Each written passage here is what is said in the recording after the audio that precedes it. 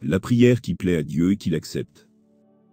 Veuillez vous abonner à cette chaîne et activer la cloche de notification, cela nous encourage à produire plus de contenu. La parole de Dieu.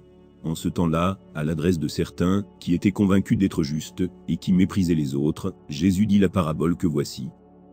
Deux hommes montèrent au temple pour prier.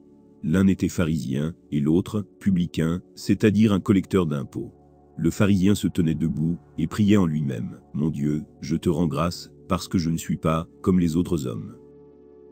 Ils sont voleurs, injustes, adultères, ou encore comme ce publicain. Je jeûne 2 fois par semaine, je verse le 10e de tout ce que je gagne. » Le publicain, lui, se tenait à distance, et n'osait même pas lever les yeux vers le ciel. Mais il se frappait la poitrine, en disant, « Mon Dieu, montre-toi favorable au pécheur que je suis. » Je vous le déclare, quand ce dernier redescendit dans sa maison, c'est lui qui était devenu un homme juste, plutôt que l'autre. Qui s'élève sera abaissé, qui s'abaisse sera élevé. L'évangile de Saint Luc chapitre 18 versets 9 à 14. Leçon à retenir et fruit de méditation. Veuillez vous abonner à cette chaîne et activer la cloche de notification, cela nous encourage à produire plus de contenu. Dans cette parabole d'une grande simplicité, Jésus met au défi ceux qui se croient justes. Le pharisien se vante de son observance religieuse et morale. Il fait partie des fidèles. Les autres sont des bons à rien. Le collecteur d'impôts, quant à lui, a tellement honte de ses péchés qu'il reste à l'arrière du temple et prie pour obtenir miséricorde et le pardon.